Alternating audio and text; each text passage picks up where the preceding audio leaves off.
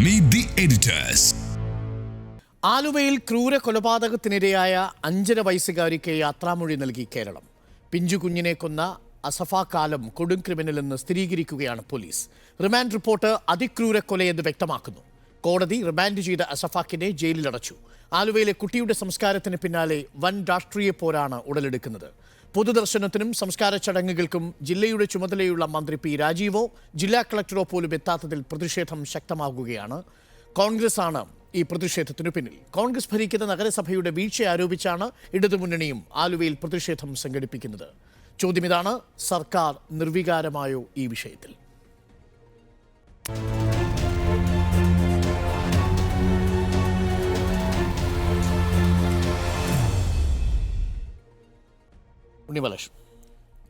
നോക്കൂ, ഇപ്പം നമ്മൾ ഈ കഴിഞ്ഞ ദിവസങ്ങളിലെല്ലാം മീറ്റ് ദി എഡിറ്റേഴ്സ് വളരെ വിശദമായി ചർച്ച ചെയ്തൊരു സംഭവമാണല്ലോ ഈ മണിപ്പൂർ സംഭവം എന്ന് പറയുന്നത്.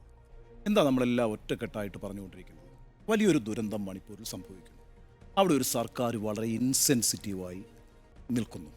പ്രധാനമന്ത്രി നിശബ്ദത പാലിക്കുന്നു. എത്ര വട്ടമാണ് നമ്മൾ ചർച്ച ചെയ്തത് ആ വിഷയം? ഇന്നിപ്പോൾ പ്രതിപക്ഷ സഖ്യം അവിടെ പോയി അവരുടെ ഒരു അന്വേഷണമൊക്കെ നടത്തിയിട്ടുണ്ട്.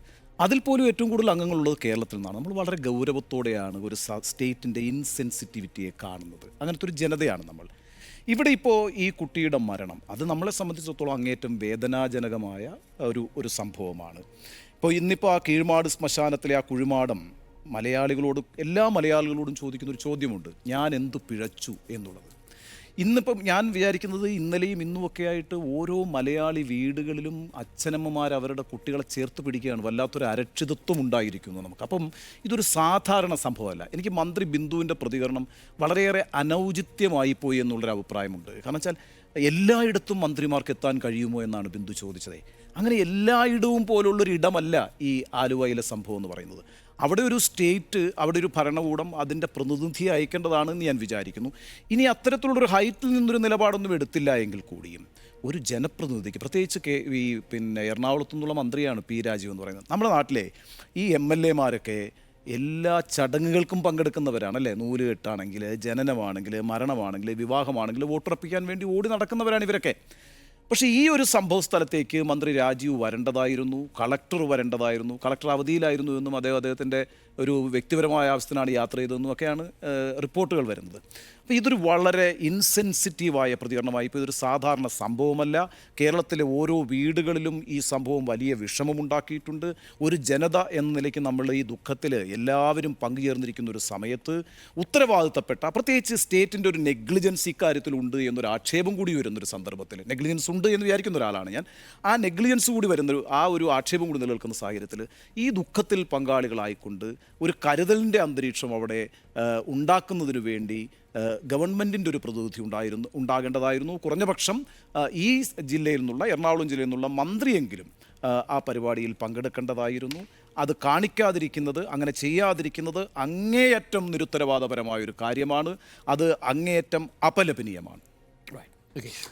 നമുക്ക് സാമൂഹ്യ സുരക്ഷ ഉറപ്പാക്കാൻ സാധിച്ചില്ല എന്നതുകൊണ്ടാണ് ഈ ഒരു ദാരുണ സംഭവം ഉണ്ടായത് എന്ന് എല്ലാവരും അംഗീകരിക്കുമ്പോൾ അതിനോട് ഇന്നലെ പോലീസിൻ്റെ ഫേസ്ബുക്ക് പേജ് മകളെ മാപ്പ് എന്ന് പറയുന്നൊരു ക്ലീഷയിലൂടെയാണ് അതിനോട് പ്രതികരിച്ചിട്ടുള്ളത്. നോക്കൂ, ഇന്ന് റിപ്പോർട്ടർ TV രാവിലെ മുതൽ, അല്ലെങ്കിൽ നമ്മൾ ഇന്നലെ രാത്രി ആ കുട്ടിയുടെ പ്രധാന വാർത്തകളൊക്കെ പിന്നിട്ടതിന് ശേഷം ചെയ്ത ജോലി എന്താണ്? നമ്മൾ ഇത്തരം ഈ ഒളിയിടങ്ങൾ അല്ലെങ്കിൽ ഇരുണ്ട അറകൾ, കേരളത്തിലെ പബ്ലിക് സ്പേസിലെ ഇരുണ്ട അറകൾ സുജിയ പാർവതിയൊക്കെ നേരിട്ട് പോയി റിപ്പോർട്ട് ചെയ്തു. ഇപ്പോൾ സ്മൃതി പരുത്തിക്കാട് അവിടെയാണ് ഉള്ളത്. അരുണും വളരെ സജീവമായി മണിക്കൂറുകൾ ആ പ്രദേശത്ത് ഉണ്ടായിട്ടുള്ളതാണ്. നമ്മുടെ തൊട്ടടുത്ത സ്ഥലമാണ്. അപ്പോൾ നമ്മൾക്ക് ഈ പറയുന്ന ഇരുണ്ട അറകൾ നമ്മളെ ഇപ്പോഴും നമ്മളെ പേടിപ്പിച്ചുകൊണ്ടേയിരിക്കുന്നു എന്നുള്ളതാണ്. ഇനിയും ഈ തരം സംഭവങ്ങൾ ഉണ്ടാകാനുള്ള സാധ്യതകൾ നമ്മൾ ഒരുക്കി വച്ചിരിക്കുകയാണ്. പബ്ലിക് സ്പേസിൽ മനുഷ്യർക്ക് മദ്യപിക്കാം, ലഹരി വസ്തുക്കൾ ഉപയോഗിക്കാം, വ്യഭിചരിക്കാം, എന്തുമാകാം എന്നുള്ള നില ഇന്ന് രാജ്യത്ത് ഉണ്ടായിട്ടുണ്ട് എന്നുള്ളത്, അല്ല നമ്മുടെ സംസ്ഥാനത്ത് ഉണ്ടായിട്ടുണ്ട് എന്നുള്ളത് നമ്മളെയൊക്കെ തന്നെയും വല്ലാതെ ആശങ്കയിലാക്കുന്നു. അവിടെയാണ് നേരത്തെ ശ്രീ ഉണ്ണി ബാലകൃഷ്ണൻ ചൂണ്ടിക്കാണിച്ച പോലെ ഒരു ഇൻസെൻസിറ്റീവാണ് സർക്കാർ എന്ന് തോന്നിപ്പിക്കുന്ന രീതിയിലുള്ള പ്രതികരണം ഇന്ന് ഒരു മന്ത്രിയുടെ ഭാഗത്ത് നിന്നുണ്ടാകുന്നത്. റിയാസിനെ പോലുള്ളവർ പറഞ്ഞു ഒഴിയുമ്പോൾ ആർ ബിന്ദു പറയുന്നത് എല്ലായിടത്തും അവിടെ ഉണ്ണി പറഞ്ഞത് ഞാൻ അടിവരയിട്ട് കൂട്ടിച്ചേർക്കുന്നു. ഇതൊരു എല്ലായിടവുമല്ലിത്. ഇത് ഇന്നത്തെ സർക്കാരിന് ഈ സംസ്ഥാനത്തെ പൗരന്മാർക്ക് സുരക്ഷ നൽകാൻ ശേഷിയുണ്ടോ ഇല്ലയോ എന്നത് സംബന്ധിച്ചിട്ടുള്ള വലിയൊരു ഒരു ഒരു ഒരു ഒരു ഒരു ഡിസ്കഷൻ നടക്കുന്ന ഘട്ടമാണ്. അവിടെയാണ് നിങ്ങൾ ഈ കുട്ടിയുടെ ഭൗതിക ശരീരം സംസ്കരിക്കുന്നിടത്ത്, അല്ലെങ്കിൽ അതിൻ്റെ പൊതുദർശനം നടക്കുന്നിടത്ത്, അല്ലെങ്കിൽ ആ ഇടത്ത് ഒരു ജനപ്രതിനിധി ഉണ്ടാവുക എന്നുള്ളതൊരു അനിവാര്യതയാണ് എന്ന് തോന്നാത്ത മന്ത്രിമാരാണ് ഇത് എങ്കിൽ അത് ഒട്ടും ഉചിതമല്ല. നേരത്തെ പറഞ്ഞ പോലെ അനൗചിത്യമുണ്ട്. ആ അനൗചിത്യം ചൂണ്ടിക്കാണിക്കാതെ വയ്യ. സുജയ, ഞാൻ അതിനോട് പൂർണ്ണമായി യോജിക്കുകയാണ്. കാരണം അനൗചിത്യമാണെന്നതിൽ ആർക്കും സംശയം ഉണ്ടാകില്ല. പ്രത്യേകിച്ചും ഇന്ന് ഈ മന്ത്രി ആർ ബിന്ദു പറഞ്ഞ വാചകങ്ങൾ, അത് എല്ലാ സ്ഥലത്തും മന്ത്രിമാർ എത്തേണ്ടതുണ്ട്. എന്തൊരു അശ്ലീല ചോദ്യമാണത്. അത് അവരൊരു സ്ത്രീയല്ലേ? അവർ ആ ഒരു പിഞ്ചു കുഞ്ഞിൻ്റെ 5 വയസ്സുള്ള ഒരു കുഞ്ഞ് മരിച്ചു കിടക്കുന്ന ഇടത്തേക്ക്, അതും കേരളം മുഴുവൻ ശ്രദ്ധിച്ചത് ആ കീഴ്മാട് ശ്മശാനത്തിലേക്കും ഈ കുഞ്ഞിൻ്റെ മൃതദേഹം പൊതുദർശനം വെച്ച ഇടത്തേക്കുമാണ്. നമ്മളടക്കമുള്ള വാർത്താ ചാനലുകൾ, പത്രങ്ങൾ എല്ലാവരും ഈ ഒരു വാർത്തയ്ക്ക് അത്രയും പ്രാധാന്യം കൊടുത്ത് ഇനി ഒരു കുഞ്ഞിന് ഇങ്ങനെ ഒരു ദുരവസ്ഥ ഉണ്ടാകരുതെന്ന് ആവർത്തിച്ച് പറഞ്ഞുകൊണ്ടിരിക്കുമ്പോഴാണ് എല്ലാ സ്ഥലവും എന്ന് പൊതുവൽക്കരിച്ചുകൊണ്ട് ഒരു മന്ത്രി പറയുന്നു. ഉന്നത വിദ്യാഭ്യാസ വകുപ്പിൻ്റെ ചുമതലയുള്ള മന്ത്രി ആർ ബിന്ദു പറയുന്നു. അവരെ എനിക്ക് വ്യക്തിപരമായി വലിയ ഇഷ്ടമായിരുന്നു. പക്ഷേ ഇന്നത്തെ ഈ പ്രസ്താവനയോടെ ആ ഇഷ്ടം മുഴുവൻ നഷ്ടപ്പെട്ടു എന്ന് പറയാതിരിക്കാൻ കഴിയില്ല. കാരണം നമ്മുടെ വനിതാ ശിശുക്ഷേമ വകുപ്പുണ്ട്, അതിൻ്റെ മന്ത്രിക്ക് പോകാം, ഞാൻ പോകേണ്ട ആളല്ല, അല്ലെങ്കിൽ എനിക്ക് മറ്റൊരു അസൗകര്യമുണ്ടെന്ന് പറഞ്ഞാൽ അത് മനസ്സിലാക്കാം, അല്ലെങ്കിൽ ഞാൻ മറ്റൊരിടത്താണ്, എത്താൻ കഴിഞ്ഞില്ല, എത്തേണ്ടതായിരുന്നു എന്നൊക്കെ പറഞ്ഞാൽ അത് മനസ്സിലാക്കാം. പക്ഷേ എല്ലാ സ്ഥലത്തും മന്ത്രിമാർ എത്തേണ്ടതുണ്ടോ എന്ന് പൊതുവൽക്കരിച്ചുകൊണ്ട് ചോദിച്ചത് തികച്ചും നിരുത്തരവാദപരമാണ്. ഔചിത്യമില്ലായ്മ എന്നല്ല, അത് ശുദ്ധ വിവരക്കേടാണ് ആ മന്ത്രി പറഞ്ഞതെന്ന് പറയാതിരിക്കാൻ പറ്റില്ല. നമ്മുടെ ഈ സർക്കാരിൻ്റെ പ്രതിനിധിയായി അവിടെ ആരാണ് ഉണ്ടായിരുന്നത് എന്ന ചോദ്യം പ്രതിപക്ഷം ഉയർത്തുമ്പോൾ അതൊരു ന്യായമായ ചോദ്യമാണ് എന്ന് നമുക്ക് അംഗീകരിക്കേണ്ടി വരുന്ന ഒരു സാഹചര്യമാണ്. അതിലൊരു രാഷ്ട്രീയ മത്സരത്തിനാണ് പ്രതിപക്ഷം ശ്രമിക്കുന്നത് എന്നുള്ളത് മനസ്സിലാക്കിക്കൊണ്ട് തന്നെയാണ് ഞാൻ പറയുന്നത്. സർക്കാരിന് ഔചിത്യമില്ല എന്ന് പറഞ്ഞുകൊണ്ട് നാളെ പ്രതിഷേധ പരിപാടികൾ, ഈ കുഞ്ഞിൻ്റെ മരണം വെച്ചുകൊണ്ടുള്ള പ്രതിഷേധ പരിപാടികളിലേക്കൊക്കെ കടക്കുന്നുവെന്നാണ് DCC പ്രസിഡന്റ് മുഹമ്മദ് ഷിയാസിൻ്റെ വാക്കുകളിൽ നിന്ന് ഞാൻ മനസ്സിലാക്കുന്നത്. പക്ഷേ ഇന്ന്, അല്ലെങ്കിൽ ഈ ആ കുഞ്ഞിൻ്റെ വീട്ടിൽ, അല്ലെങ്കിൽ ആ ശ്മശാനത്തിൽ, ആ പൊതുദർശനം നടന്ന സ്കൂളിൽ എവിടെയെങ്കിലും ഒരിടത്ത് ഒരാളെങ്കിലും എത്തണമായിരുന്നു. അവിടെ അരുൺകുമാറിനെ അല്ലാതെ മറ്റൊരാളെ, ഒരു ഉത്തരവാദിത്തപ്പെട്ട സ്ഥാനത്തിരിക്കുന്ന മറ്റൊരാളെ നമുക്ക് കാണാൻ കഴിഞ്ഞില്ല എന്നുള്ളത് നമ്മളെയും ചിന്തിപ്പിക്കുന്ന വിഷയമാണ്. ജില്ലയുടെ ചുമതലയുള്ള മന്ത്രി P രാജീവ് പ്രധാനപ്പെട്ട ഇടങ്ങളിലെല്ലാം ഓടിയെത്താറുള്ളതാണ്. ഇന്ന് അദ്ദേഹത്തിന് എന്ത് സംഭവിച്ചു എന്നുള്ളത് അദ്ദേഹമാണ് പറയേണ്ടത്. പക്ഷേ ജില്ലയുടെ ചുമതലയുള്ള ആളെന്ന നിലയിൽ മന്ത്രി P രാജീവ് വരേണ്ടതായിരുന്നു എന്നത് തന്നെയാണ് എൻ്റെ ഉറച്ച ബോധ്യം. അതോടൊപ്പം ഇന്ന് നമ്മൾ നടത്തിയ ലൈവത്തോണിലടക്കം നമുക്ക് ബോധ്യപ്പെട്ട ചില കാര്യങ്ങളുണ്ട്. അതിലും സംസ്ഥാന സർക്കാരിന് നിർവികാരതയുണ്ടോ? പലയിടങ്ങളും ഇങ്ങനെയുള്ള ഇരുണ്ട ഇടങ്ങളായി തുടരുന്നതിൽ അതിൽ സർക്കാരിന് ആ ഉത്തരവാദിത്തത്തിൽ നിന്ന് ഒഴിഞ്ഞു മാറാൻ കഴിയില്ല. അതായത് ഭരിക്കുന്ന നഗരസഭയ്ക്ക് ഉത്തരവാദിത്തമുണ്ട്, അല്ലെങ്കിൽ ആ മുനിസിപ്പാലിറ്റിയുടെ ഉത്തരവാദിത്തം എന്നതിനൊപ്പം തന്നെ സർക്കാരിനും ഇത്തരം ഇടങ്ങൾ കണ്ടെത്തി അത് നിർവീര്യമാക്കാനുള്ള ഉത്തരവാദിത്തമുണ്ട്. അതിലും സർക്കാർ ഒരു നിർവികാരത തുടരുന്നുണ്ട്. പക്ഷേ ആ നിർവികാരത നമ്മുടെ സംസ്ഥാനത്തിന് നല്ലതല്ല. നമ്മൾ ആ പ്രശ്നങ്ങൾ എത്രയും വേഗം പരിഹരിച്ചു പോകണം എന്ന ആവശ്യം കൂടി ഞാൻ മുന്നോട്ട് വയ്ക്കുകയാണ്. കോവിഡ് കാലത്ത് മുഖ്യമന്ത്രിയുടെ വാർത്താസമ്മേളനം കണ്ട മലയാളിക്ക് കിട്ടിയ ഒരു അനുഭവം എന്ന് പറയുന്നത്, എത്ര വലിയ പ്രതിസന്ധി ഉണ്ടാകുമ്പോഴും ഒരു സർക്കാർ തങ്ങൾക്കൊപ്പമുണ്ട്, സ്റ്റേറ്റ് തങ്ങൾക്കൊപ്പമുണ്ടെന്നൊരു ഫീലാണ്. ഇത് പ്രളയകാലത്ത് നമ്മൾ അനുഭവിച്ചതാണ്. ആ സമയത്ത് മുഖ്യമന്ത്രിയുടെ പത്രസമ്മേളനത്തെ ഞാൻ കണ്ടിരുന്നത്, ചേർത്തു പിടിക്കാനൊരു സ്റ്റേറ്റ് ഇതാ വൈകുന്നേരം 6 മണിക്ക് തന്ത്രങ്ങളുമായി എത്തുന്നു, നമ്മൾക്കൊപ്പം നിൽക്കുന്ന ഒരു സ്റ്റേറ്റാണ് എന്നൊരു തോന്നലുണ്ടാക്കാൻ സാധിച്ചു. രണ്ടാമത് പിണറായി വിജയൻ സർക്കാർ തിരഞ്ഞെടുക്കപ്പെടുന്നതും ആ വലിയ പ്രസ് കോൺഫറൻസിൻ്റെയൊക്കെ രാഷ്ട്രീയ പരിണിതിയാണ് എന്നുള്ളതിനെക്കുറിച്ചുള്ള പല പഠനങ്ങളും നടക്കുന്നുണ്ട്. ഞാൻ അങ്ങനെ വിശ്വസിക്കുന്നതാണ്. കാര്യം സ്റ്റേറ്റ് ജനങ്ങൾക്കൊപ്പമുണ്ട് എന്ന തോന്നൽ കഴിഞ്ഞ 1ാം പിണറായി സർക്കാരിൻ്റെ, പ്രത്യേകിച്ച് പ്രളയകാലത്തും കോവിഡ് കാലത്തും സ്റ്റേറ്റിന് ഉറപ്പാക്കാൻ സാധിച്ചു. നമ്മളതിനെ പല രീതിയിലാണ് പഠിച്ചിരിക്കുന്നത്. നഡ്ജിങ് പോളിസി എന്നൊക്കെ പറഞ്ഞിട്ട് നിങ്ങൾ ജനങ്ങളിലേക്ക് അംഗൻവാടിമാർ വഴി വീട്ടിലേക്ക് സാധനങ്ങൾ എത്തുന്ന രീതി, വാക്സിൻ വിതരണത്തിൽ സ്റ്റേറ്റ് ഇടപെടുന്ന രീതി, ആ ഒരു ഘട്ടം പിന്നിട്ടിട്ട് ഈ വിഷയമാകുമ്പോഴേക്കും സ്റ്റേറ്റിൻ്റെ സാന്നിധ്യം അവിടെ ഉണ്ടാവുന്നില്ല എന്നുള്ളത് നമ്മളെ അമ്പരിപ്പിക്കുന്ന ഒന്നാണ്. ഇതിലെങ്ങനെയാണ് ഇത് ഇത്ര ഇൻസെൻസിറ്റീവായി പോയത്? ഞാനതിനെ സമീപിക്കുന്നത്, എനിക്കൊന്ന് അല്പസമയത്തിനകം വീണ ജോർജ് മന്ത്രി ഈ വീട് സന്ദർശിക്കുമെന്നാണ് ഞാൻ മനസ്സിലാക്കുന്നത്. ഞാൻ ഈ വിഷയം P രാജീവുമായി ബന്ധപ്പെട്ടവരോട് ചോദിച്ചിരുന്നു. എന്തുകൊണ്ടാണ് P രാജീവ് ജില്ലയുടെ ചുമതലയുള്ള മന്ത്രിയായിരുന്നിട്ടും ഞായറാഴ്ചയായിരുന്നിട്ടും ഇത്രയും വലിയൊരു വാർത്ത, ഇത്രയും മാധ്യമ ശ്രദ്ധ കിട്ടിയ, എല്ലാ വീടുകളിലും ചർച്ച ചെയ്ത് ആശങ്കപ്പെട്ടിരിക്കുന്ന ഒരു വാർത്തയ്ക്ക് സ്റ്റേറ്റിൻ്റെ ഒരു സാന്നിധ്യമായി എത്താഞ്ഞത് എന്ന ചോദ്യത്തിന് ഞാൻ മനസ്സിലാക്കിയത്, അദ്ദേഹം കണ്ണൂരിൽ നിന്ന് തിരുവനന്തപുരത്തേക്ക് പോയി. അദ്ദേഹം ഇന്ന് തിരുവനന്തപുരത്തായിരുന്നു. അതുകൊണ്ട് എത്താൻ സാധിച്ചില്ല എന്നാണ് മനസ്സിലാക്കുന്നത്. ഒപ്പം അനാരോഗ്യം ഉണ്ടായിരുന്നു എന്ന് മനസ്സിലാക്കുന്നു. പക്ഷെ അതൊന്നും ന്യായീകരണങ്ങളേ അല്ല. ആ മന്ത്രി അല്ലെങ്കിൽ പോലും മറ്റൊരു മന്ത്രി ഈ സ്ഥലത്തവിടെ ഉണ്ടാകുന്നത് ഈ വീടുകളിൽ ഈ കഴിഞ്ഞ 48 മണിക്കൂറിലായി സൃഷ്ടിക്കപ്പെട്ടിരിക്കുന്ന ഒരു ആശങ്കയ്ക്ക് ഞങ്ങൾ ഒപ്പമുണ്ട് നിങ്ങളുടെ കുഞ്ഞിൻ്റെ സുരക്ഷയ്ക്ക് എന്ന് സ്റ്റേറ്റ് കൊടുക്കേണ്ട ഒരു മെസ്സേജ് ആയിരുന്നു. ആ സാന്നിധ്യം തന്നെ ഒരു മെസ്സേജ് ആയിരുന്നു. Mere presence can make some message. അതാണ് ഞാൻ നേരത്തെ സൂചിപ്പിച്ചത്. കോവിഡിൻ്റെ കാലത്ത് മുഖ്യമന്ത്രി പത്രസമ്മേളനം നടത്തുമ്പോൾ അങ്ങനെയൊരു ഫീൽ കേരളത്തിലെ ജനങ്ങൾക്ക് ലഭിച്ചിരുന്നു. പക്ഷേ ഈ ഒരു സാഹചര്യത്തിൽ അവരുടെ ആബ്സെൻസ് പ്രതിപക്ഷം ചോദിക്കുന്നത് പോലെ അനൗചിത്യമാണ്. അതിനകത്തൊരു നിർവികാരത എന്ന എലമെൻ്റാണ് എന്നെ ഏറ്റവും കൂടുതൽ ഭയപ്പെടുത്തുന്നത്. പല തലങ്ങളിൽ ആ നിർവികാരത കാണാം. സമൂഹത്തിൻ്റെ ഭാഗത്തു നിന്നുള്ള നിർവികാരത കണ്ടു. മാധ്യമങ്ങൾ ഈ വിഷയം ഒരുപക്ഷെ ഡിസ്പ്രപ്പോർഷനേറ്റ് എന്ന് ചിലർ വിമർശിക്കുന്നുണ്ട്. അതിവൈകാരികത കലർന്ന് അവതരിപ്പിച്ചു. പക്ഷേ അതിനുശേഷമാണ് ഇത്രയും വലിയ വിഷയമാണ് എന്ന പൊതുബോധ്യത്തിലേക്ക് അത് എത്തുന്നത്. അതിനുശേഷമാണ് ഇതിൽ വലിയൊരു ആൾക്കൂട്ടം ഉണ്ടാവുന്നത്, അന്വേഷണം ഉണ്ടാവുന്നത്. ഇതൊക്കെ നമ്മൾ ചർച്ച ചെയ്യുന്നത് അടിസ്ഥാന പ്രശ്നങ്ങളിലേക്ക് പോകുന്നത്. അവിടെയും ഈ സ്റ്റേറ്റിൻ്റെ സാന്നിധ്യം ഉണ്ടായോ? മുനിസിപ്പാലിറ്റിയുടെ ഭാഗത്ത് നിന്ന് വേണ്ടത്ര ഇടപെടലുകൾ ഉണ്ടായില്ല. പോലീസിങ്ങിൻ്റെ ഭാഗത്ത് നിന്ന് ഇടപെടലുണ്ടായില്ല എന്ന വിമർശനം വരുന്നു. ഒപ്പം തന്നെയാണ് സിവിൽ സൊസൈറ്റിയുടെ ഇഷ്യൂവും വരുന്നത്. പക്ഷേ ഇവിടെ ഒരു കാര്യം നമ്മൾ ശ്രദ്ധിക്കണം. ഇന്ന് ശിവൻകുട്ടി പറഞ്ഞൊരു കാര്യം കൂടി ഈ അർത്ഥത്തിൽ നമുക്ക് പറയാതെ പോകാതിരിക്കാൻ കഴിയില്ല. അതിഥി തൊഴിലാളി നിയമങ്ങൾ അപര്യാപ്തമാണ്. 1979 മറ്റോ അതിഥി തൊഴിലാളി നിയമമാണ് നമ്മുടെ സംസ്ഥാനത്തുള്ളത്. അതുപോലും വേണ്ടത്ര രീതിയിൽ പാലിക്കപ്പെടുന്നില്ല എന്ന് മന്ത്രി തന്നെ സമ്മതിക്കുന്നുണ്ട്. തൊഴിലുടമയ്ക്ക് ഈ ആരെയാണോ തൊഴിൽ കൊണ്ടുവരുന്നത് അവരെക്കുറിച്ചുള്ള ധാരണകൾ ഉണ്ടാവുന്നില്ല. അത് സർക്കാരിനെ അറിയിക്കുന്നില്ല, അത് പഞ്ചായത്തിനെ അറിയിക്കുന്നില്ല. ഇങ്ങനെ വീഴ്ചകൾ ഉണ്ടായിട്ടുണ്ട് എന്നതുകൂടി പറയുന്നുണ്ട്. പക്ഷേ കാര്യങ്ങൾ കുറച്ചുകൂടി ഗുരുതരമാക്കിയത് നേരത്തെ സുജയെ സൂചിപ്പിച്ചതുപോലെ ആർ ബിന്ദുവിൻ്റെ പ്രതികരണം തന്നെയാണ്. മിനിസ്റ്റർ പറഞ്ഞത് സമയം കിട്ടിയിരുന്നില്ല എന്നുകൂടി പറയുന്നുണ്ട്. ഇതിനല്ലെങ്കിൽ പിന്നെ ഈ ഞായറാഴ്ച മറ്റെന്തിനാണ് സമയം കിട്ടിയത്? ഞായറാഴ്ച ബാക്കി ക്യാബിനറ്റ് മീറ്റിംഗോ മറ്റേതെങ്കിലും വിഷയങ്ങൾ നിങ്ങൾ അഡ്രസ് ചെയ്യാനുണ്ടെങ്കിൽ നിങ്ങൾക്ക് പ്രതിനിധി അയക്കാം. ഇത് ഞായറാഴ്ചയാണ്, കാര്യമായ ഔദ്യോഗിക തിരക്കുകൾ ഇല്ലാത്ത ദിവസം കൂടിയാണ്. ആ ദിവസം എല്ലായിടത്തും എത്തിച്ചേരാൻ കഴിയില്ല. ഇത് എല്ലായിടവുമല്ല എന്ന് നേരത്തെ നികേഷ് പറഞ്ഞതിനോടും ഞാൻ പൂർണ്ണമായും യോജിക്കുന്നു. അതിനകത്തൊരു അനൗചിത്യമുണ്ട്, അതിനകത്തൊരു നിർവികാരതയുണ്ട്. ആ നിർവികാരതയെ സ്റ്റേറ്റ് അഡ്രസ്സ് ചെയ്യേണ്ടത് തന്നെയാണ്. പക്ഷേ എനിക്ക് തോന്നുന്നു വൈകിയാണെങ്കിലും അത് മനസ്സിലാക്കിയിട്ടുണ്ട്. അല്പസമയത്തിനകം വീണ ജോർജ് വീട് സന്ദർശിക്കുമെന്നാണ് ഞാൻ മനസ്സിലാക്കുന്നത്. ഒരുപക്ഷെ നാളെ പി രാജീവ് ഇവിടേക്ക് വരാനും സാധ്യതയുണ്ടെന്ന് ഞാൻ മനസ്സിലാക്കുന്നു. ഒരു കാര്യം കൂട്ടിച്ചേടിക്കാനുള്ളത്, നേരത്തെ തൊഴിൽ മന്ത്രിയുടെ സ്റ്റേറ്റ്മെൻറ്റ് പറഞ്ഞു. ഇത് തന്നെയാണ് ജിഷയുടെ മരണത്തിന് ശേഷവും പറഞ്ഞത്. എന്തുകൊണ്ട് നിങ്ങൾക്കിത് ചെയ്യാനാകുന്നില്ല? നേരത്തെ ഇന്നലെ ഞാൻ ചൂണ്ടിക്കാണിച്ചതുപോലെ രാത്രി ഒരു 11 മണിക്ക് ആലുവ റെയിൽവേ സ്റ്റേഷനിലേക്ക് പോയി നോക്കൂ.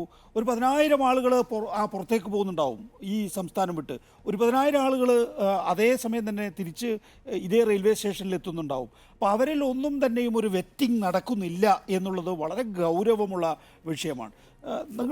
നിങ്ങളിന്ന് ഫീൽഡിൽ പോയി ചെയ്തിട്ടുള്ള കാര്യം എന്ന് പറഞ്ഞത് മഹത്തരമാണ്.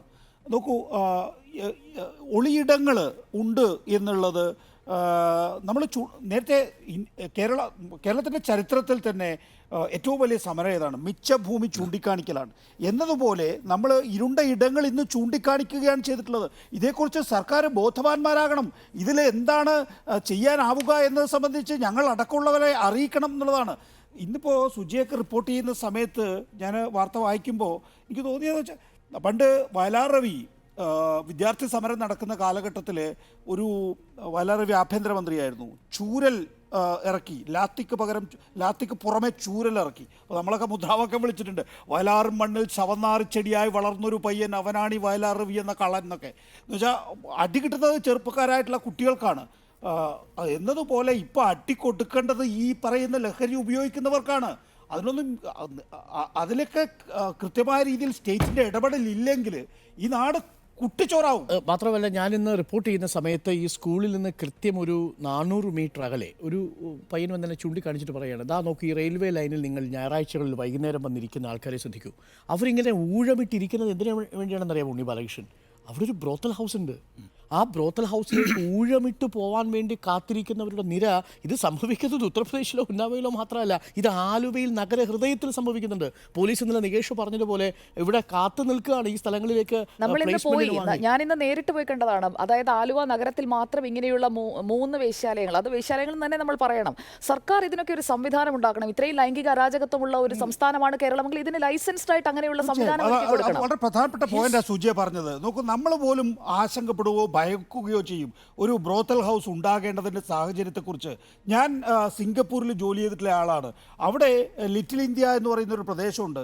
അവിടെയാണ് അവിടുത്തെ ബ്രോത്തലുള്ളത്. എന്ന് വെച്ചാൽ തൊഴിലാളികളായിട്ടുള്ള ഇന്ത്യക്കാർ കൂടുതലായി വരുന്നു. ഇന്ത്യക്കാർ മാത്രമല്ല അവിടെ പോവുക, ബംഗ്ലാദേശികൾ വരും, പാകിസ്ഥാനികൾ വരും, നമ്മളെപ്പോലുള്ള മൂന്നാം ലോക രാജ്യക്കാർ വരും. അവിടെ ആ സ്ഥലത്താണ് ഒരു ബ്രോത്തൽ ഹൗസ് ഉള്ളതെന്ന്. ലീഗലാണ് അവിടെ. അപ്പോൾ ആ നിലയിൽ നിങ്ങൾ ആശങ്കപ്പെടുന്നത് എന്തിനാണ്? നിങ്ങൾ ഈ വേഷം കെട്ട് എന്തിനാണ്? അല്ല, ഞാനിവിടെ വേറൊരു ആശങ്ക പറയാം. ഇപ്പം നമ്മളൊരു സ്റ്റേറ്റ് ഇൻസെൻസിറ്റീവ് ആണ് എന്നുള്ള കാര്യത്തിൽ നമുക്ക് തർക്കമില്ല. പക്ഷെ വളരെ സെൻസിറ്റീവായൊരു കാര്യം സിവിൽ സൊസൈറ്റിയിൽ ഇപ്പോൾ സംഭവിച്ചുകൊണ്ടിരിക്കുന്നത്, അതൊരു തരം ഫോബിയ ആയിട്ട് മാറുന്നുണ്ട്. ഈ അതിഥി തൊഴിലാളികൾക്കെതിരായിട്ടുള്ള ഒരു ആശയ നിർമ്മിതി സംഭവിക്കുന്നുണ്ട്. അത് പ്രത്യേകിച്ച് സോഷ്യൽ മീഡിയയിലൂടെയൊക്കെ നമ്മളിവരെ അതിഥി എന്നാണോ വിളിക്കേണ്ടത് എന്നൊക്കെ പറഞ്ഞിട്ട് കേരളം എന്ന് പറയുന്ന സൊസൈറ്റി ബിൽഡ് ചെയ്ത് തന്നെ മലയാളികൾ അന്യ സംസ്ഥാനങ്ങളിലേക്കും അന്യ രാജ്യങ്ങളിലേക്കുമൊക്കെ യാത്ര ചെയ്തുകൊണ്ട് ആണ് നമ്മൾ നമ്മുടെ സമ്പദ് വ്യവസ്ഥ കെട്ടിപ്പടുത്തിട്ടുള്ളത്.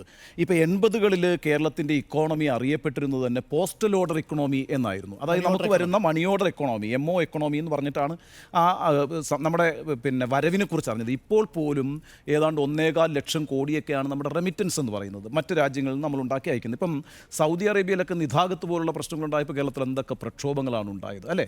അപ്പം നമ്മൾ ഈ തൊഴിലാളികളെ സ്വീകരിക്കാൻ ബാധ്യസ്ഥരാണ്, അവർക്ക് വേണ്ട സൗകര്യങ്ങൾ ചെയ്തു കൊടുക്കാൻ ബാധ്യസ്ഥരാണ്. അവരെ ഒരു എന്താ പറയുക, നമ്മൾ എതിർത്ത് കാണേണ്ട ഒരു വിഭാഗവുമല്ല. മാത്രമല്ല, ഇപ്പം 34 ലക്ഷം അതിഥി തൊഴിലാളികൾ കേരളത്തിലുണ്ടെന്നാണ് പ്ലാനിംഗ് ബോർഡിൻ്റെ ഏറ്റവും അവസാനത്തെ കണക്ക്. അവരുടെ ഒരു പ്രൊജക്ഷൻ എന്ന് പറയുന്നത് 2030 ആകുമ്പോഴത്തേക്കും 60 ലക്ഷം ആളുകൾ കേരളത്തിൽ അതിഥി തൊഴിലാളികളായിട്ടുണ്ടാകും. അതൊരു ചെറിയ പോപ്പുലേഷൻ അല്ല. ഏതാണ്ട് നമ്മുടെ ആകെ ജനസംഖ്യയുടെ 2/3 ജനസംഖ്യ എന്ന് പറയുന്നത്, 1/3 ജനസംഖ്യ എന്ന് പറയുന്നത് അതിഥി തൊഴിലാളികളോട് ചേർന്നിട്ടുള്ളതാകും. ഇതൊന്നും നമുക്ക് നിഷേധിക്കാൻ കഴിയുന്ന കാര്യമല്ല. ഒരു ഫെഡറൽ സംവിധാനത്തിൽ ഒട്ടും ശരിയായ കാര്യവുമല്ല. പരസ്പരം അക്കോമഡേറ്റീവ് ആയിരിക്കുക എന്നുള്ളത് നല്ല ജനാധിപത്യ രീതിയുമാണ്. അപ്പോൾ അതുകൊണ്ട് പക്ഷേ ഇതിന് നേരത്തെ സൂചിപ്പിച്ചതുപോലെ ഒരു പ്രോപ്പറായ സംവിധാനം വേണം. നമ്മളിപ്പോൾ ഈ നമ്മുടെ സംവിധാനം പരിശോധിക്കുമ്പോൾ സ്റ്റേറ്റിൻ്റെ അടുത്ത ഏറ്റവും വലിയ നെഗ്ലിജൻസ് എന്ന് പറയുന്ന രണ്ടാമത്തെ പ്രശ്നമായിട്ട് എനിക്ക് ഉന്നയിക്കാനുള്ളത്, നമ്മളിവിടെ വളരെ മനോഹരമായൊരു സ്കീം അതിഥി തൊഴിലാളികൾക്ക് വേണ്ടി ഉണ്ടാക്കി. അത് അതിഥി തൊഴിലാളികൾക്ക് വേണ്ടിയിട്ടുള്ള ഇൻഷുറൻസ് സ്കീമാണ്. ആ ഇൻഷുറൻസ് സ്കീമിൽ 2 ലക്ഷം രൂപയാണ് നമ്മൾ അവർക്ക് കൊടുക്കുന്നത്. അതൊരു ചെറിയ പൈസയല്ല. ആ 2 ലക്ഷം രൂപ കൊടുക്കുന്ന ഇൻഷുറൻസ് സ്കീമിലേക്ക് ഇതുവരെ ജോയിൻ ചെയ്തിട്ടുള്ളത് 5.25 ലക്ഷം പേര് മാത്രമാണ്.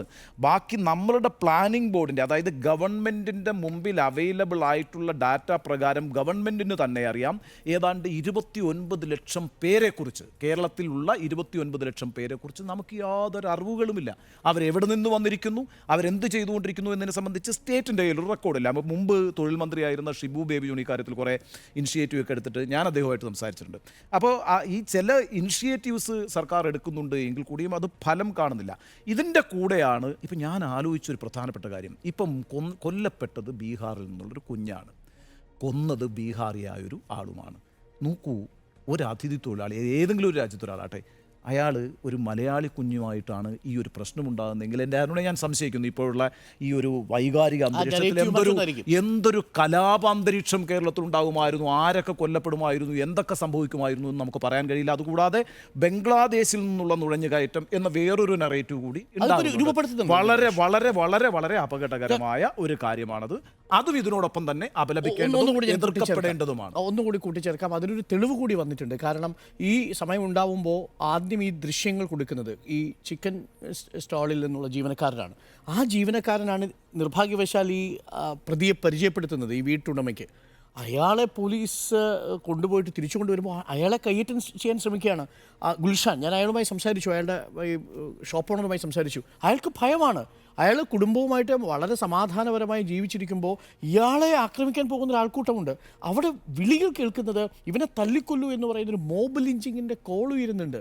നമ്മുടെ സമൂഹം എത്രമാത്രം നമുക്ക് വൈകാരികമായൊക്കെ അത് പ്രതികരിക്കുമ്പോൾ പോലും ആൾക്കൂട്ടം തല്ലിക്കൊല്ലാൻ പോകുന്നു, ഒരു അതിഥി തൊഴിലാളിക്ക് നേരെ കല്ലെടുത്തെറിയുന്നു എന്ന് പറയുന്നത് നമുക്ക് ഒട്ടും സ്വീകാര്യമായ ഒന്നേ അല്ല. അവിടെയാണ് ഉണ്ണി ബാലകൃഷ്ണൻ പറഞ്ഞൊരു പ്രധാനപ്പെട്ട കാര്യം കൂടിയുള്ളത്. ഞാനത് അവസാനിപ്പിക്കാം. യഥാർത്ഥത്തിൽ എന്താ വേണ്ടത്? ഇത് വളരെ നിഷ്പ്രയാസം സാധിക്കുന്നതാണെന്ന് ഡൽഹിയിൽ തെളിയിച്ചിട്ടുണ്ട്, പല രീതിയിൽ തെളിയിച്ചിട്ടുണ്ട്. പലപ്പോഴും അൽഫോൺസ് കണ്ണന്താനം പറയുന്നൊരു കാര്യമുണ്ടല്ലോ, എങ്ങനെയാണ് ചേരിത്തെരുവുകളെ നിങ്ങൾ കൊണ്ടുപോകുന്നത്. ഞാൻ അത്രയും വൈൽഡായ രീതിയിലുള്ളൊരു മൂവ്മെൻറ്റ് അല്ലെങ്കിൽ പോലും ശക്തമായ ഇടപെടൽ പഞ്ചായത്ത് തലത്തിൽ നടത്താൻ സാധിക്കും, ശക്തമായ ഇടപെടൽ തൊഴിൽ ഇടത്തിൽ നടത്താൻ സാധിക്കും, ആരോഗ്യ വകുപ്പിൻ്റെ സാധ്യതയിൽ ഇടപെടൽ നടത്താൻ സാധിക്കും. തൊട്ടയൽ സംസ്ഥാനങ്ങളായിട്ടുള്ള കർണാടകത്തിലും തമിഴ്നാട്ടിലും ഇതിന് നിയമങ്ങളുണ്ട്, പഞ്ചാബിൽ നിയമം സാധ്യമാണ്. അല്ല, അവിടെയാണ് ഇപ്പോൾ ഞാൻ പ്രതീക്ഷയോടുകൂടി കാണുന്നത്. മന്ത്രി ശിവൻകുട്ടി പറഞ്ഞത് അതിഥി തൊഴിലാളികൾക്ക് വേണ്ടി 1979 നിയമം പര്യാപ്തമല്ല, അതുകൊണ്ട് തന്നെ കൂടുതൽ മെച്ചപ്പെട്ടൊരു നിയമം വരും ദിവസങ്ങളിൽ ഉണ്ടാവും അല്ല, എന്നാണ് അപ്പോൾ നികേഷ് പറഞ്ഞ ഒരു മനസ്സിലാക്കുന്നത്. പ്രശ്നമുണ്ട്. 2014 ജിഷയുടെ കാര്യത്തിൽ ഇതേ കാര്യമാണ് ഇതേ പറയുന്നത്. നിലപാട് തന്നെയാണ് പറഞ്ഞത്. പക്ഷേ ഇനി മാധ്യമങ്ങൾ ഇത് വിട്ടുകൊടുക്കരുത്, സൊസൈറ്റിയും വിട്ടുകൊടുക്കരുത്, ഇവിടുത്തെ മനുഷ്യാവകാശ സംഘടനകളുണ്ട് അവരും വിട്ടുകൊടുക്കരുത്.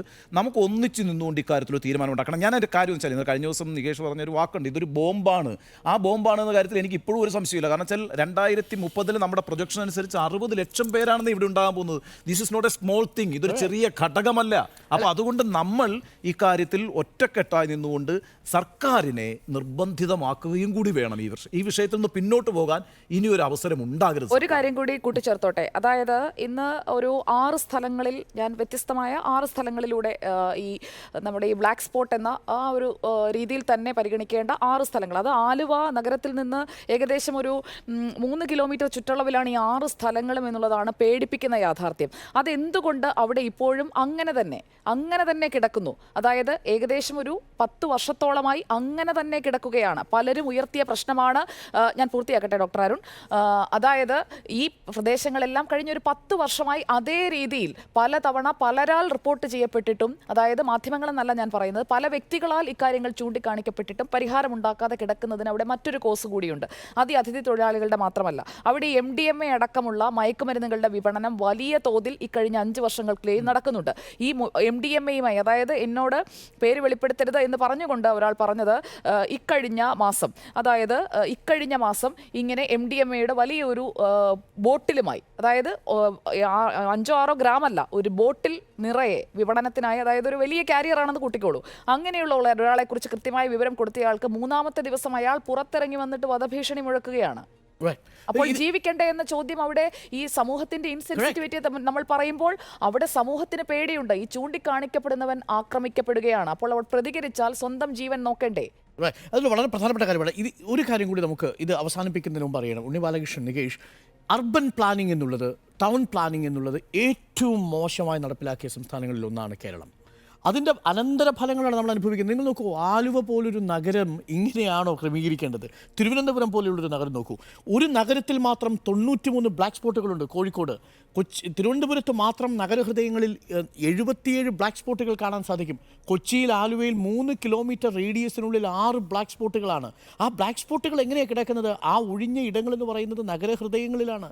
അവിടെ വളരെ മനോഹരമായി ടൗൺ പ്ലാനിങ് ചെയ്യാൻ കഴിയും. കേരളത്തിൽ ആരാണ് ഉണ്ണി ബാലകൃഷ്ണൻ ടൗൺ പ്ലാനിങ് ചെയ്യുന്നത്? അർബൻ പ്ലാനിംഗ് ചെയ്യുന്നത് ആരാണ്? സ്റ്റേറ്റ് ആണ്. ഒരു നിമിഷം ഞാൻ പറഞ്ഞു തീർത്തോട്ടെ. അർബൻ പ്ലാനിങ്ങിനെ കുറിച്ചുള്ള സ്റ്റഡിയിൽ പറയുന്നൊരു കൗതുകകരമായ കാര്യമുണ്ട്. കേരളത്തിൽ അർബൻ പ്ലാനിംഗ് നടത്തുന്നത് സ്റ്റേറ്റ് അല്ല, പകരം സ്വകാര്യ റിയൽ എസ്റ്റേറ്റ് മാഫിയ. അവരാണ് ഫ്ലാറ്റ് പണിയുന്നത്, അവരാണ് റോഡ് പണിയുന്നത്, അവരാണ് പാലം പണിയുന്നത്. അതാണ് ഇഷ്യൂ. അതായത് ഈ സ്വകാര്യ ഇടങ്ങൾക്കാണ് ഇത് വിട്ടുകൊടുത്തിരിക്കുന്നത്. ഇത് പ്ലാൻ ചെയ്യാൻ ഒരു സംവിധാനം. ആരുടെ താല്പര്യമാണ് അവിടെ പ്രൊട്ടക്ട് ചെയ്യപ്പെടുന്നത്? ഞാനിത് എം പി രാജേഷിനോട് ചോദിച്ചിരുന്നു. എം പി രാജേഷ് ഈ കാര്യത്തിൽ വളരെ താല്പര്യമെടുക്കുന്ന ഒരു മന്ത്രിയാണ്. മന്ത്രി ഇപ്പോൾ തീരുമാനിച്ചിരിക്കുന്നത് എന്താണ്? ഈ അർബൻ ടൗൺ പ്ലാനിങ്ങിനെ കുറിച്ചുള്ള ഫയലുകൾ നീക്കി തുടങ്ങി. അതിങ്ങനെ പോയാൽ ശരിയാവില്ല. കാര്യം നഗരങ്ങൾ വളരുകയാണ്.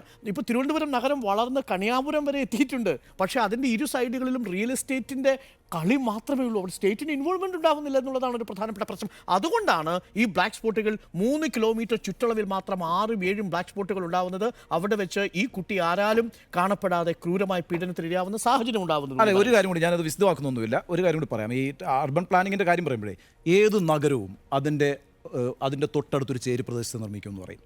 ഒരു നഗരം വന്നാൽ അതിൻ്റെ തൊട്ടടുത്തൊരു ചേരി ഉണ്ടായേ പറ്റൂ. കാരണം ഈ നഗരവാസിയുടെ എല്ലാ ആവശ്യങ്ങളും നിവർത്തിക്കണമെങ്കിൽ അതിൻ്റെ ഭാഗമായൊരു ചേരി ഉണ്ടാവും. ഈ ചേരികൾ ലോകത്ത് എല്ലായിടത്തുമുണ്ട്. എങ്ങനെയാണത് പരിഹരിക്കുന്നത്? അത് ഒരു ക്രിമിനൽ ഹബ്ബാകാതിരിക്കാനുള്ള നല്ല പോലീസിംഗ് ഉണ്ടാവുക. അപ്പോൾ ആ പോലീസിങ്ങിനെയാണ് ശക്തമാക്കുന്നത്. നിങ്ങളുടെ നഗരത്തിലെ ആവശ്യങ്ങൾ പരിഹരിക്കാൻ ഒരു ചേരി എപ്പോഴും ഉണ്ടായിക്കൊണ്ടിരിക്കും. ചേരിയിൽ കുറേ ആളുകൾ വേണം. നിങ്ങളുടെ വസ്ത്രം അലക്കാൻ, നിങ്ങളുടെ വീട് വൃത്തിയാക്കാൻ, നിങ്ങളുടെ അഴുക്കുചാലുകൾ വൃത്തിയാക്കാൻ ഒക്കെ പണിയെടുക്കുന്ന ഒരു വിഭാഗം എപ്പോഴും ആ നഗരത്തിൻ്റെ പ്രാന്തപ്രദേശമായ ചേരിയായി ഡെവലപ്പ് ചെയ്യും. അവിടെ മാത്രമാണ് ക്രിമിനൽസ് എന്നല്ല ഞാൻ പറയുന്നത്. നഗരത്തിൽ അതിനേക്കാൾ വലിയ ക്രിമിനലുകൾ താമസിക്കുന്നുണ്ട്. പക്ഷേ എപ്പോഴും ഒരു ക്രിമിനൽ ഹബ്ബായി മാറാനുള്ള ഒരു ഏരിയ ആയിട്ട് അത് എപ്പോഴും വരും. അവിടെ ഏറ്റവും പക്ഷേ താഴെത്തട്ടിലുള്ളവർ മാത്രമാണ് ക്രിമിനൽസ് എന്ന് പൊതുവൽക്കരിക്കുന്നത്. അങ്ങനെ ഞാൻ പറഞ്ഞല്ലോ, നഗരത്തിലും ക്രിമിനൽസ് ഉണ്ടെന്നാണ് പറഞ്ഞത്. ഞാൻ അങ്ങനെ പറഞ്ഞിട്ടില്ല. ഉണ്ണി പറയുന്നതിൽ കൂട്ടിച്ചേർക്കാനുള്ള ഒരു കാര്യം ഒരു ഇന്ത്യൻ കോണ്ടെക്സ്റ്റാണ്. നമ്മൾ ഒരു ലോകത്തിൻ്റെ ഒരു നിലവാരത്തിലേക്ക് വളരാൻ വിസമ്മതിച്ചിട്ടുള്ള ഒരു ഭൂവിഭാഗമാണ്. ഇപ്പോൾ നമ്മളൊക്കെ 1970-കളിൽ തന്നെ കേരളത്തെ ക്യൂറേറ്റ് ചെയ്തെടുക്കണമായിരുന്നു, അല്ലെങ്കിൽ ഈ നിലയിൽ പ്ലാൻ ചെയ്തെടുക്കണമായിരുന്നു. ഇന്നിപ്പോൾ നമുക്ക് ഈ നേരത്തെ ചൂണ്ടിക്കാണിച്ച പോലെ ഈ അർബൻ പ്ലാനിങ്ങിനുള്ള ഒരുപക്ഷെ ശ്രമങ്ങളൊക്കെ പല ഉണ്ടായിട്ടുണ്ടെങ്കിൽ തന്നെയും ഇപ്പോൾ നമുക്ക് എറണാകുളത്ത് ഈ ഇരിക്കുന്ന പ്രദേശം ഏത് തരം കെട്ടിടത്തിനാണ് ഉപയുക്തമായിട്ടുള്ളത് എന്നത് സംബന്ധിച്ച് ഗവൺമെൻറ് വ്യവച്ഛേദിച്ച് നൽകിയിട്ടുണ്ട്. നമ്മൾ അതിനനുസരിച്ച് തന്നെയാണ് കെട്ടിടങ്ങൾ നിർമ്മിക്കുകയും ചെയ്യുന്നത്. പക്ഷേ നമുക്കൊരു പ്ലാനിങ് ഇല്ല എന്നുള്ളതാണ്. അല്ലെങ്കിൽ ഏത് തരത്തിലുള്ള വാസ്തുനിർമ്മാണമാണ് വേണ്ടത്, ഏതൊക്കെ തരത്തിലുള്ള കാര്യങ്ങൾക്ക് ഇതിന് മുൻഗണന നൽകാമെന്നത് സംബന്ധിച്ചില്ല. ഇത് കൃഷിയിടമാകണോ അതോ വീട് വെക്കാനുള്ള ഇടമാകണമോ എന്നുള്ള നിലയിൽ മാത്രമായിട്ട് നമ്മൾ എന്ത് ചെയ്യുന്നു, വളരെ ഉപരിപ്ലവമായി മാത്രം അതേക്കുറിച്ച് ചിന്തിക്കുന്നു എന്നുള്ളതാണ്. അതിനപ്പുറത്തേക്ക് കേരളത്തെ ക്യൂറേറ്റ് ചെയ്യാൻ നമ്മുടെ മുൻ ഭരണാധികാരികൾക്ക് സാധിച്ചിട്ടില്ല. ഇനി ഈ പറഞ്ഞ പോലെ അർബൻ പ്ലാനിങ്ങിൻ്റെ കാര്യം എടുക്കുകയാണെങ്കിൽ ചേരികൾ ഉണ്ടാകാതെ നമ്മൾ നോക്കിയില്ല എങ്കിൽ അത് വലിയ വിപത്തായി മാറും ഇനിയുള്ള കാലഘട്ടത്തിൽ. ഇപ്പോൾ ചേരികളിലൂടെയാണ് അധോലോകം ഉണ്ടായിട്ടുള്ളത്, ഈ പറയുന്ന മയക്കുമരുന്നിൻ്റെ ഉപയോഗങ്ങൾ ഉണ്ടായിട്ടുള്ളത്, മറ്റ് ഈ പറയുന്ന എന്താ പറയുക ഈ വലിയ വേശ്യാലയങ്ങളുടെ പേരെന്താ, റെഡ് സ്ട്രീറ്റുകൾ ഉണ്ടായിട്ടുള്ളത്. അപ്പോൾ ഇത്തരം കാര്യങ്ങൾ നമ്മളെ സംബന്ധിച്ചിടത്തോളം താങ്ങാനാകാത്തതാണ്. ഈ കാലഘട്ടത്തിൽ ഒരിക്കലും അംഗീകരിക്കാൻ കഴിയാത്ത കാര്യമാണ്. അതിനെതിരെ ഗവൺമെൻറ് ആക്ട് ചെയ്തേ പറ്റൂ. ഇപ്പോൾ കളക്ടർ സന്ദർശിക്കുന്നുണ്ട്, ഈ കുഞ്ഞിൻ്റെ വീട്ടിലേക്ക് കളക്ടർ പോയിട്ടുണ്ട് എന്നാണ് ഞാൻ മനസ്സിലാക്കുന്നത്. കളക്ടറുടെ സാന്നിധ്യമാണ് മറ്റൊരു തരത്തിൽ ചർച്ച ചെയ്യപ്പെടേണ്ട ഒരു വിഷയം കൂടി. കളക്ടർ തൻ്റെ പ്രതിനിധി അയച്ചെന്ന് പോലും എനിക്ക് സംശയമാണ്. ഞാൻ ഈ കീഴ്മാട് ശ്മശാനത്തിൽ നിന്നുള്ള വിവരം എനിക്ക് മനസ്സിലായിട്ടില്ല. പക്ഷേ കളക്ടർ ഇപ്പോൾ വൈകി എത്തിയിട്ടുണ്ട് ഈ വീട്ടിലെന്നാണ് മനസ്സിലാക്കുന്നത്. എന്തായാലും വളരെ ഇൻസെൻസിറ്റീവ് ഒരു വിഷയമാണ്. ഒരു കാര്യം കൂടി പറഞ്ഞ് ഞാൻ അവസാനിപ്പിക്കാം. പെരുമ്പാവൂരിനെ കുറിച്ച്, നേരത്തെ ബ്രോത്തൽസിനെ കുറിച്ച് പറഞ്ഞപ്പോൾ വ്യത്യസ്ത തരത്തിലുള്ള ബ്രോത്തലുകൾ പ്രവർത്തിക്കുന്ന കേന്ദ്രമാണ് പെരുമ്പാവൂരിൽ ചില ഇടങ്ങളെന്ന് ചില ആളുകൾ ചൂണ്ടിക്കാണിച്ചിട്ടുണ്ട്. അവിടേക്ക് കടന്നു ചെല്ലാൻ എന്താണ് പോലീസിന് വൈമനസ്യം, എന്താണ് പോലീസിന് തടസ്സമെന്ന് ഇപ്പോഴും മനസ്സിലാവുന്നില്ല. പിങ്ക് പോലീസ് തിരുവനന്തപുരത്ത് ഞാൻ തീർത്തിട്ട് പറഞ്ഞേക്കാം. ഈ തിരുവനന്തപുരത്ത് ഈ കവടിയാറിൻ്റെ സമീപത്തും ഈ നമ്മുടെ മ്യൂസിയം വളപ്പിലും ഇരിക്കുന്ന കമിതാക്കളെ പിടിക്കാൻ താല്പര്യം കാണിക്കുന്ന പോലീസാണ് ഇവിടെ വ്യത്യസ്ത തലത്തിൽ ഈ പറയുന്ന പെരുമ്പാവൂരിനുള്ളിലുള്ള എറണാകുളം റൂറലിൽ പോസ്റ്റിംഗ് കിട്ടാൻ വേണ്ടി എത്ര പോലീസുകാർ നടക്കുന്നുണ്ട് എന്ന് നോക്കിയാൽ തന്നെ എന്തുകൊണ്ട് ഈ പറയുന്ന കാര്യങ്ങൾ വർദ്ധിക്കുന്നു എന്നുള്ളതിന് കൃത്യമായ രീതിയിലുള്ള മറുപടി കിട്ടും. പടി ഇവിടെ ഉണ്ടോ ഇല്ലയോ എന്ന് അന്വേഷിക്കാൻ നമുക്ക് ധൈര്യമില്ലെങ്കിൽ പിന്നെ പോയി കാര്യങ്ങൾ അത് എന്തിനാ നമ്മൾ സർക്കാരിനെ കുറ്റം പറയണം? മീഡിയ എത്രത്തോളം ഇൻവോൾവ് ആണ്? ഞാൻ ചോദിക്കുന്നത്, നമ്മൾ ആദ്യഘട്ടത്തിൽ എന്ന് വെച്ചാൽ ഈ റിപ്പോർട്ടർ രണ്ടാമതിന് നമ്മൾ ഒന്ന് റീവിസിറ്റ് ചെയ്യുന്ന സമയത്ത്, അതിൻ്റെ എഡിറ്റോറിയൽ പോളിസി ഡിസൈഡ് ചെയ്യുന്ന സമയത്ത് നമ്മൾ ആലോചിച്ച ഏറ്റവും പ്രധാനപ്പെട്ട കാര്യം എന്താണെന്ന് ഓർമ്മയുണ്ടല്ലോ, പെരുമ്പാവൂരാ. അതെ, കറക്റ്റ്, എക്സാക്ട്ലി. ഞാൻ അവിടെ ഉള്ളിലേക്ക് പോകുമ്പോഴാണ് അതിൻ്റെ ഞെട്ടിപ്പിക്കുന്ന അവസരം. പക്ഷേ അതെല്ലാം ഇപ്പോഴും നേരത്തെ ഉണ്ണി ബാലകൃഷ്ണൻ പറഞ്ഞതുപോലെ ഒരു ഫോബിയ സൃഷ്ടിക്കാൻ ഇടയാകുന്ന ഒരു സാഹചര്യം കൂടി നിലവിലുണ്ട്. അതും ഒഴിവാക്കേണ്ടതാണ്. ആ ജാഗ്രത നമ്മൾ കാട്ടേണ്ടത്. പക്ഷേ അവരുടെ ഒരു ക്രൈമിനോടുള്ള ഒരു ആസക്തി, പ്രത്യേകിച്ചും ഈ മയക്കുമരുന്ന് കൂടുതലായി ഉപയോഗിക്കുന്നവർ, അതിന്റെ വിപണനം നടത്തുന്നവർ, അതിലൊക്കെ ഇതര സംസ്ഥാന തൊഴിലാളികൾ കൂടുതലായി ഉണ്ടെന്നാണ് എനിക്ക് ഒരു കെട്ടിടത്തിൽ ഈ പറഞ്ഞ പോലെ 400-500 പേരെ കൊണ്ടിടുകയാണ്. അവരെ സംബന്ധിച്ചിടത്തോളം ജീവിതത്തിൽ മുന്നോട്ട് പോകാൻ അവർ സ്വാഭാവികമായിട്ടും പ്രഷർ റിലീഫായി അവർ കണ്ടെത്തുന്നതാണ്. അതൊക്കെ ഒഴിവാക്കി കൊടുക്കൂ, എന്നിട്ട് അവരെ ഉപദേശിക്കൂ. എന്നിട്ട് നോക്കൂ, മൊത്തം കണക്ക് ഏറ്റവും ഒടുവിൽ ഇന്നിപ്പോൾ PTയിൽ വന്നേക്കുന്ന കണക്ക് 13,13,000 പെൺകുട്ടികളെയാണ് മിസ്സിംഗ് ആയിരിക്കുന്നത് രാജ്യത്ത് നിന്ന്. ഓരോ മണിക്കൂറിലും 49 പെൺകുട്ടികളോടുള്ള അതിക്രമം റിപ്പോർട്ട് ചെയ്യപ്പെടുന്ന ഒരു രാജ്യം കൂടിയാണ് നമ്മുടേത്. 86 മർഡറുകൾ ഒരു ദിവസം അരങ്ങേറുന്ന പെൺകുട്ടികളുമായി ബന്ധപ്പെട്ട് നടക്കുന്ന ഒരു രാജ്യം കൂടിയാണ്. അതിൽ പല കണക്കുകൾ നമ്മുടെ മുന്നിലുണ്ട്. ആ കണക്കുകളെല്ലാം നമ്മളെ അസ്വസ്ഥപ്പെടുത്തുന്നതാണ്. കണക്കിൽ കേരളവും വരുന്നു എന്നുള്ളത് ഉത്തർപ്രദേശ്, മധ്യപ്രദേശ്, കർണാടക, ഈ സംസ്ഥാനങ്ങളിലെല്ലാം ഈ കണക്കുകളുണ്ട്, കേരളത്തിലുമുണ്ട്. സർക്കാരിന് നിർവികാരതയോ എന്നതായിരുന്നു ചോദ്യം. ആ ചോദ്യത്തിൻ്റെ ഉത്തരം 4-0 എന്ന് തന്നെയാണ്. തീർച്ചയായും നിർവികാരതയുണ്ട് സർക്കാരിന് ഈ വിഷയത്തിൽ എന്ന കാര്യത്തിൽ സംശയമില്ല. ഇപ്പോഴും മന്ത്രി അവിടെ എത്തിയിട്ടില്ല. പക്ഷേ അല്പസമയത്തിനകം മന്ത്രി അവിടെ എത്തും എന്നാണ് നമ്മൾ പ്രതീക്ഷിക്കുന്നത്.